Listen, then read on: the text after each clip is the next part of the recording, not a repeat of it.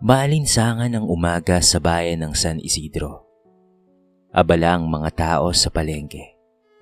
May nagtitinda ng gulay, may bumibili ng isda, at may mga tricycle na walang tigil sa paghahatid ng mga pasahero. Sa gitna ng simpleng pamumuhay ng mga tao, isang mamahaling itim na SUV ang dahan-dahang pumarada sa gilid ng kalsada. Bumaba rito ang 24 na taong gulang na si Brix Monteverde.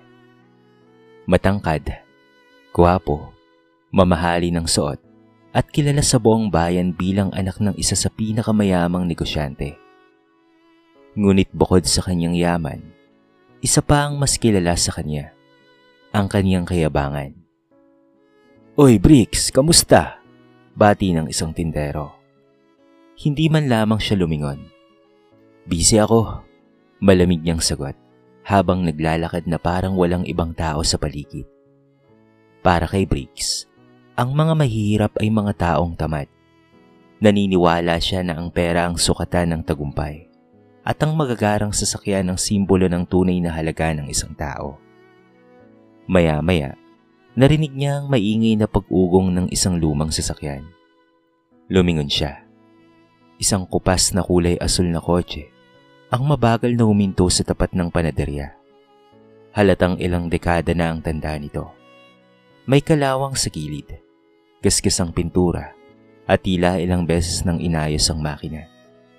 Mula rito ay bumaba ang isang matandang lalaki. Simple lamang ang kanyang suot. Kupas na polo, lumang sombrero, at sapatos na halatang matagal nang ginagamit. Hawak niya ang isang maliit na supot ng tinapay habang nakangiti sa mga taong nakakasalubong niya. Siya si Mang Fabian. "Magandang umaga po, Mang Fabian," masayang bati ng tindera. "Magandang umaga rin, iha. Kamusta ang iyong pamilya?" Magiliw niyang tugon. Napansin niya ni Brix. Napangisi siya. Lumapit siya kasama ang ilan niyang kaibigan.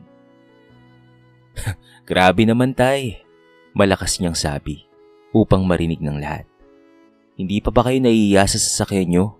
Baka mas matanda pa yan kaysa sa inyo eh." Napatingin ang mga tao. Tahimik ang paligid. May ilang napailing, ngunit walang nagsalita. Nagpatuloy si Brix. "Kung ako ang may ganyang kotse, ipapa-junk shop ko na lang. Nakakahiya naman gamitin sa publiko." Nagtawanan ng kanyang mga kaibigan. May ilang nakisabay sa tawa dahil natatakot silang kontrahin ang binata. Ngunit si Mang Fabian ay hindi nagalit. Bagkos ay ngumiti lamang siya. "Dumarating talaga ang panahon na naluluma ang mga bagay," mahinaon niyang sabi. "Pero sana, iho, wag lumuma ang paggalang natin sa kapwa." Napangisi si Brix. "Naku tay, magandang pakinggan ng mga ganyang salita kapag wala namang pambili ng bago." Mas lumakas ang tawanan ng kanyang mga kasama. Napayuko ang ilang mga nakasaksi sa eksena. Lumapit ang gurong si Lia, na noon ay bibili lamang sana ng tinapay. "Brix," mahinaon niyang sabi, "hindi mo kilala ang tao. Hindi mo alam ang pinagdadaanan niya." "Ano ngayon?" Kibit balikat niyang sagot. "Kung may pera siya, bakit ganyan ang sasakyan niya?" Hindi na sumagot pa si Lia. Samantala, tumingin lamang si Mang Fabian sa lumang kotse bago maraang hinaplos ang manibela nito. Para bang napakahalaga nito sa kanya. "Maraming salamat sa inyong lahat," mahina niyang wika bago siya muling sumakay at dahan-dahang umalis. Habang papalayo ang lumang sasakyan, patuloy pa ring tumatawa si Brix. Akala niya, isa lamang iyong karaniwang matanda na walang narating sa buhay. Hindi niya alam, ang lalaking kanyang pinahiya sa harapan ng maraming tao ay may dalang lihim na kayang bumago sa kanyang buong pagkatao. At darating ang araw na ang mismong taong kanyang minamaliit ang magiging huling pag-asa niya sa oras na mawala ang lahat ng kanyang ipinagmamalaki. Tahimik na umusad lamang ang asul na sasakyan sa makipot na kalsada. Habang papalayo sa palengke, Hindi man lamang lumingon si Mang Fabian sa direksyon na pinanggalingan niya. Sa halip, nanatili ang mahinahon niyang ngiti, na para bang walang nangyaring pang-iinsulto ilang minuto lamang ang nakalipas. Don Fabian, ayos lang po ba kayo? Tanong ng kanyang katiwalang si Mang Ernesto, na naghihintay sa bakuran ng isang malawak na lupain. Ngumiti ang matanda. Ayos lang ako, Ernesto. Bata pa ang binatang yon. Marami pa siyang kailangang matutunan. Napailing si Mang Ernesto. Kung ako po ang ginanon, baka nasagot ko na siya. Umiling si Don Fabian. Kapag sinagot mo ang galit ng galit, pareho kayong matatalo. Mas mabuting ipagdasal na lang natin siya. Hindi alam ng karamihan sa bayan na ang simpleng bahay na iyon ay nasa loob ng isang napakalawak na asyenda. Sa likod nito ay naroon ang mga taniman ng mangga, mais at nyog na nagbibigay ng trabaho sa daan-daang pamilya. Hindi rin alam ng marami na si Mang Fabian ay siya ring si Don Fabian Villarreal, ang tahimik na negosyanteng nagmamay-ari ng Villarreal Agri Corporation, isa sa pinakamalaking kumpanya sa buong lalawigan. Pinili lamang niyang mamuhay ng simple. Hindi siya nagsusuot ng mga mamahaling relo. Hindi siya bumibili ng bagong sasakyan. At hindi niya ipinagyayabang ang kanyang kayamanan. Sa kabilang banda, masaya namang nagkekwentuhan sina Briggs at ang kanyang mga kaibigan sa isang mamahaling coffee shop. Pare, nakita niyo ba yung mukha ng matanda? Wala man lang maisagot. Natatawang sabi ni Briggs. Sobrang lupit mo talaga, tol. Sagot ng isa niyang kaibigan. Hindi kasi dapat gumagamit ng ganyang sasakyan kung ayaw niyang mapagtawanan. Nagkatawanan silang muli. Ngunit sa kabilang mesa ay naroon si Leah. Tahimik niyang narinig ang usapan ng mga binata. Lumapit siya kay Briggs. Briggs? Mahinahon niyang wika. Hindi lahat ng may lumang gamit ay mahirap. Napangiti si Briggs. At hindi rin lahat ng may pera ay nagpapanggap na mahirap. Huminga ng malalim si Leah. May mga taong mas piniling maging simple lamang kaysa magpasikat. Ngumisi lamang si Briggs. Kung ako ang milyonaryo, araw-araw akong may bagong sasakyan, no? Napailing si Leah.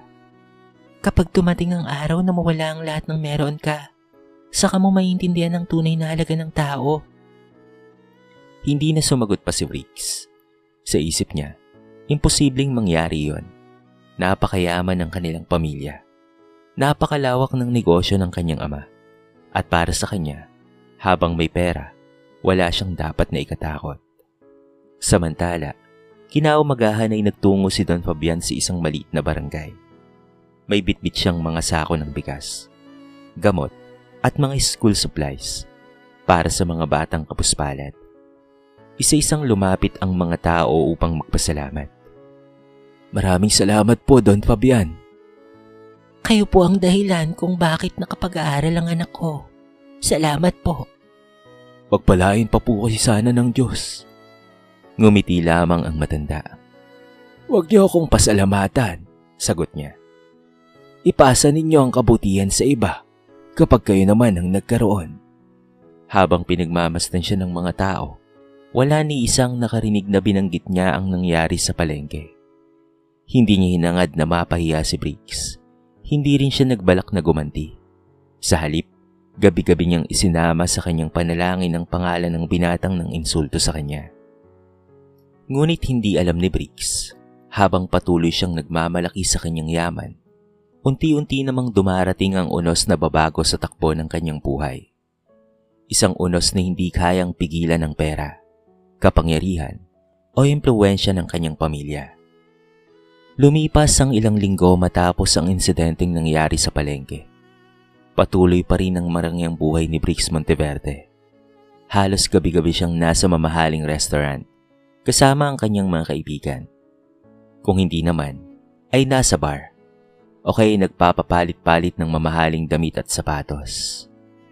Para kay Briggs, tila wala nang makakasira sa kanyang masayang buhay. Ngunit isang umaga, nagising siya sa malakas na pagtatalo ng kanyang mga magulang sa sala. Dumating na ba ang mga sulat ng bangko? Nanginginig na tanong ng kanyang ina. Oo, mahinang sagot ng kanyang amang si Ben habang hawak ang isang sobre. 3 buwan na tayong hindi nakakabayad sa utang. Kukunin na nila ang mga ari-arian natin. Natigilan si Briggs. Anong ibig niyong sabihin? Tanong niya habang nagmamadaling bumaba ng hagdan. Malungkot siyang tinignan ng kanyang ama. Nalugi ang negosyo natin, anak. Parang binuhusan ng malamig na tubig si Briggs. Imposible. Ang laki ng kumpanya natin. Napayuko ang kanyang amang si Ben. May malaking investor na umatras. Tumaas ang utang natin sa bangko.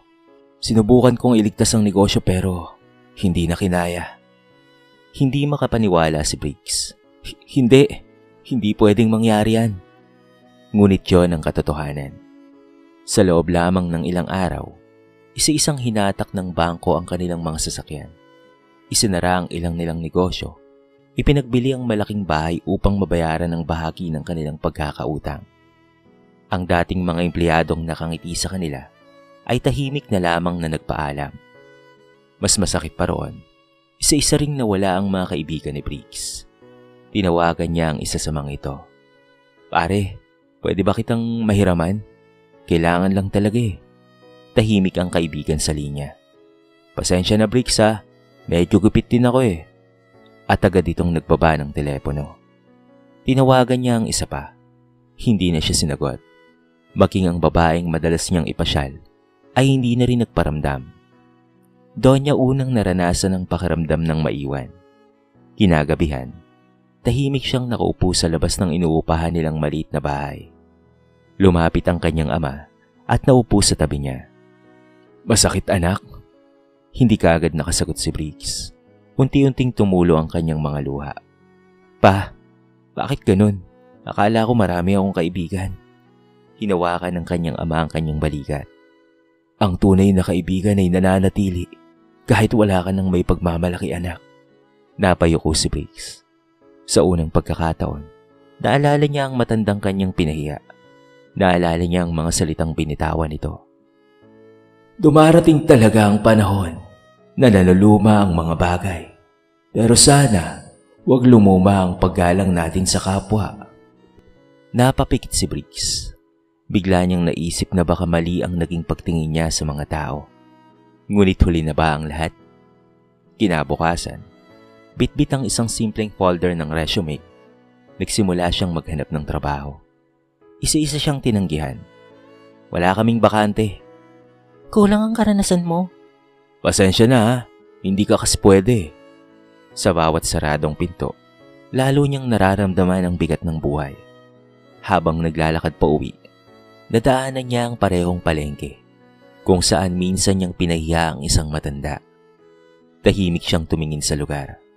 Wala na ang kanyang mamahaling SUV. Wala na rin ang mga kaibigang laging nakapaligid sa kanya.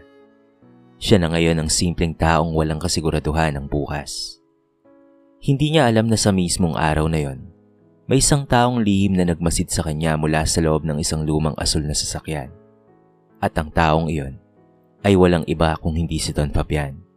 Ang matandang minsan niyang ininsulto, ngunit siyang magpapasya kung bibigyan pa ba siya ng pangalawang pagkakataon. Mula nang bumagsak ang negosyo ng kanilang pamilya, tila nag-iba ang ikot ng mundo para kay Briggs. Ang dating binatang laging naka-Amerikana at mamahaling sapatos, ngayon ay nakasuot na lamang ng simpleng polo at kupas na maong. Ang dating mamahaling relo sa kanyang pulso ay matagal na nilang naibenta upang may pambili ng pagkain. Araw-araw siyang umiikot sa iba't ibang kumpanya, dala ang isang folder na naglalaman ng kanyang resume. Ngunit saan man siya mapunta, iisa ang kanyang naririnig. Pasensya na po, wala kaming bakante. Opo, tatawagan na lang namin kayo. Subalit walang tawag na dumarating. Isang umaga, habang nakaupo siya sa waiting shed, napansin niya ang isang anunsyo sa pahayagan. Villarreal Agri Corporation. Naghahanap ng bagong administrative assistant at field supervisor. Napabuntong hininga siya. Huling subok na to. Bulong niya sa sarili. Kinabukasan ay maaga siyang nagtungo sa address na nakalagay sa anunsyo. Pagdating niya, namangha siya sa laki ng gusali. Napakalinis ng paligid, maayos ang mga hardin, at magalang ang mga gwardya sa bawat aplikanteng pumapasok. Habang naghihintay ng kanyang turn, napansin niyang halos lahat ng empleyado ay masaya at magaan ang pakikitungo sa isa't isa. Hindi tulad ng dati niyang pinapasukan kung saan puro sigawan at yabangan lamang ang namamayani, lalo na't alam niya na sa kanila ang negosyong iyon. Makalipas ang ilang minuto, ay tinawag ang kanyang pangalan. Mr. Briggs Monteverde? Tumayo siya at sumunod sa sekretarya. Ngunit pagpasok niya sa opisina ng presidente ng kumpanya, halos mahulog ang hawak niyang folder. Sa likod ng malaking mesa ay nakaupo ang isang pamilyar na mukha. Nakasuot ito ng simpleng puting polo. May suot na salamin at nakangiti habang binabasa ang kanyang resume. Si Don Fabian. Nanlaki ang mga mata ni Briggs. Kayo po? Marahang ibinaba ni Don Fabian ang papel. Magandang umaga sa iyo, Briggs. Hindi makapagsalita ang binata. Parang bumalik sa kanyang isip ang lahat ng sinabi niya noon sa palengke. Kung ako ang may ganyang kotse, papa-junk shop ko na lang. Nakakahiya namang gamitin sa publiko. Unti-unti siyang napayoko. Pasensya na po, mahina niyang sabi.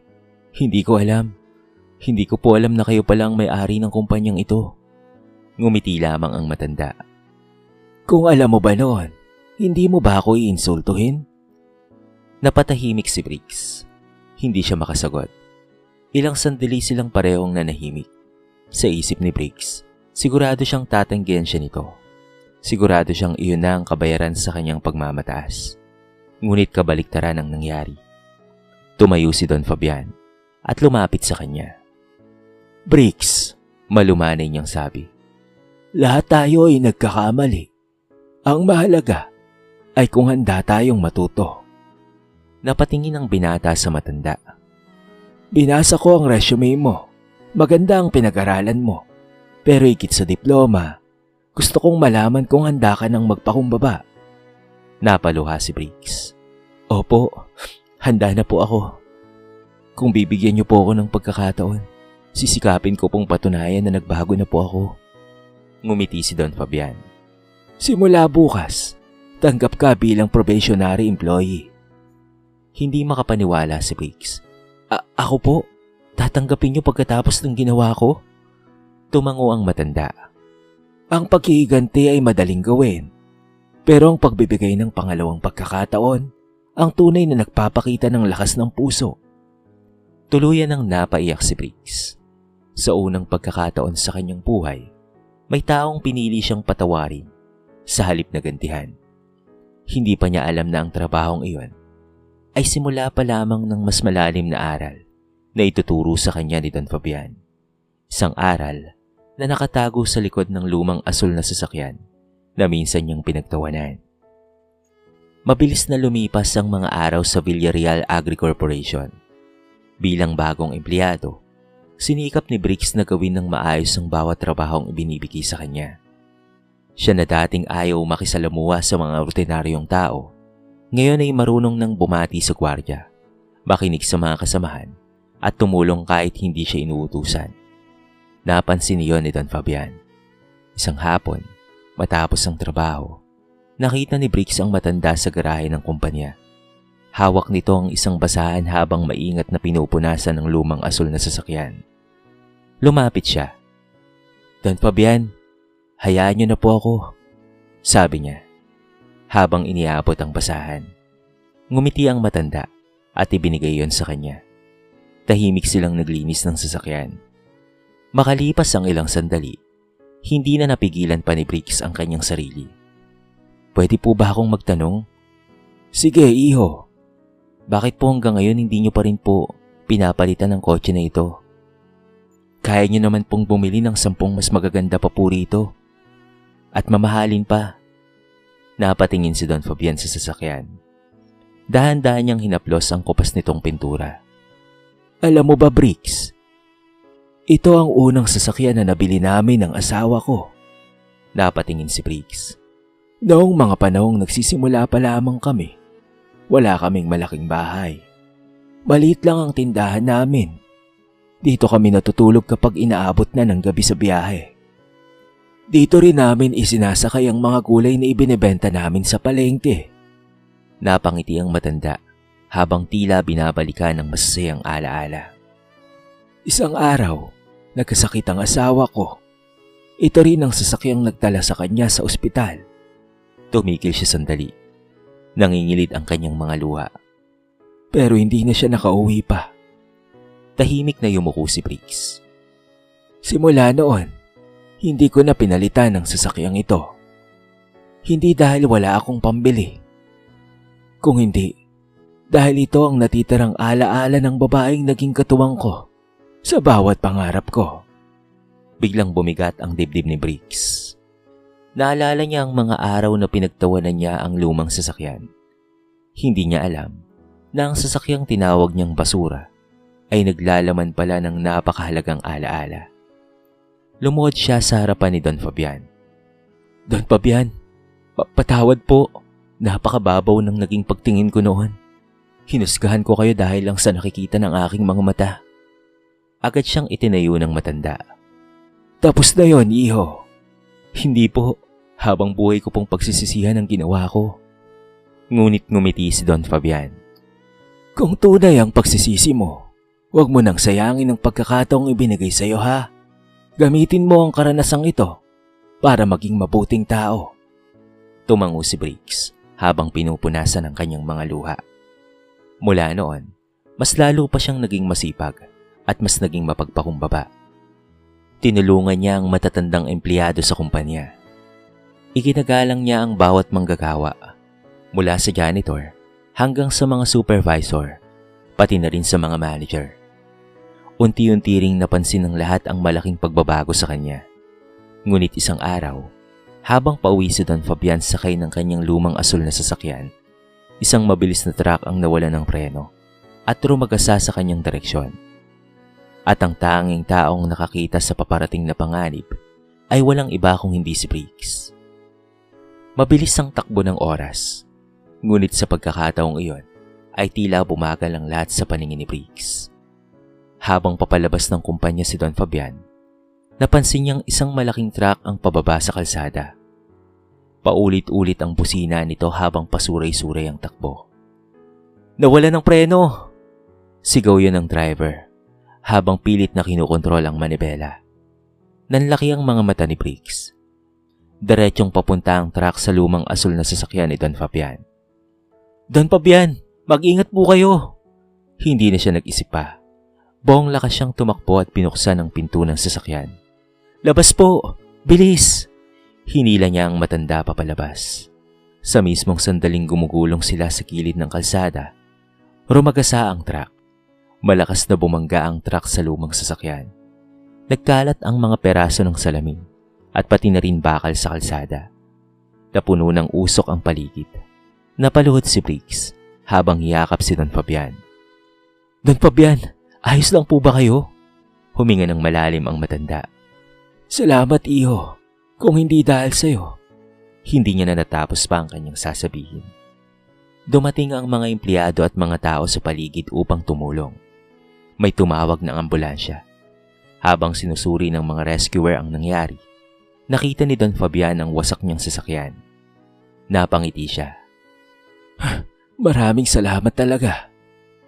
Bulong niya habang nakatingin dito. "Natupad mo ang tungkulin mo hanggang sa uli." Napaluha si Briggs. "Lahat po ng ito, kasalanan ko rin noon. Pinagtawanan ko po ang sasakyang ito. Hindi ko alam kung gaano ito kahalaga." Hinawakan ni Don Fabian ang kanyang balikat. "Iyo, ang mga bagay ay napapalitan. Pero ang isang pusong marunong magmahal at magbago, yan ang tunay na kayamanan. Lagi mo yang tatandaan." Lumipas ang ilang buwan. Ganap nang nagbago si Briggs. Hindi na siya ang dating mayabang na nanguhusga ng tao batay sa kanilang pananamit o sasakyan.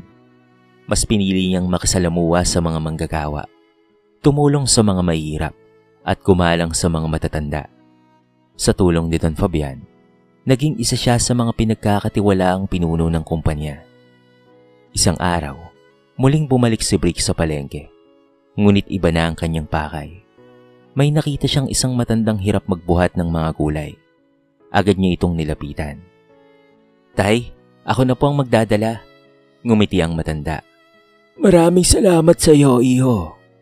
Habang naglalakad sila, napansin ng mga taong naroon ang malaking pagbabago kay Briggs. Ang binatang minsang kilala nila sa pagmamataas, ngayon ay isa nang tumutulong sa kapwa. Makalipas ang ilang araw, inimbitahan ni Don Fabian ang lahat ng empleyado sa isang simpleng salo-salo. Sa harap ng lahat ay tinawag niya si Briggs. May gusto akong ipakilala. Lumapit ang binata. Marami ang nag-aakalang ang tunay na tagumpay ay nasusukat sa dami ng pera o laki ng bahay, pero mali sila. Napatingin ang lahat kay Don Fabian.